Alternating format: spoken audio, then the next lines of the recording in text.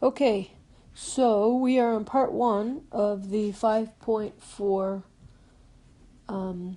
notes, and we did problem 1 together, so here's problem 2. Look over it, make sure you got what I got. A couple of things to point out here. It does not matter what order the binomials are in. So if you wanted to write this as x plus 1, x plus 7, totally fine. Doesn't matter, right? As long as when you FOIL it, you get the same answer. But when you multiply, if you have 3 times 4, that's the same as 4 times 3. So same thing here. Doesn't matter in which order you multiply. Okay?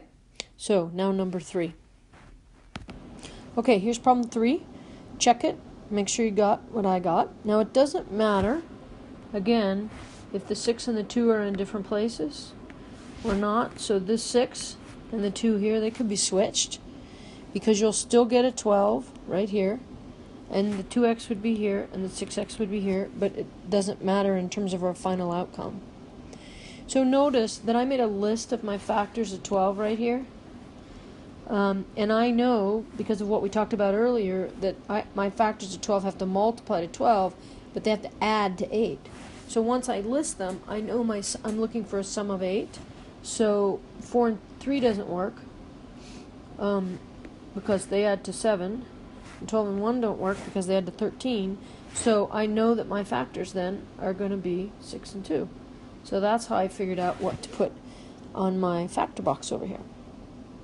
Okay, now the third question here is important, and it asks us, is there any combination of binomials that can be multiplied to get this same result? If yes, what are they? And if no, why not?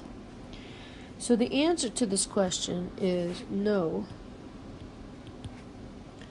And the reason is because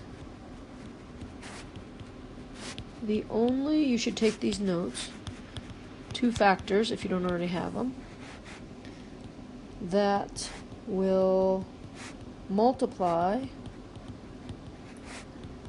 to 12 and add up to 8 are 6 and 2. Okay? There are no other sets of multiples that'll do that.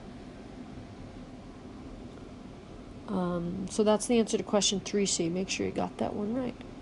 Okay, we're done with this video. So now you should go back to your sheet, do problems 4 and 5, and then there's a second video you can watch to check those. Adios.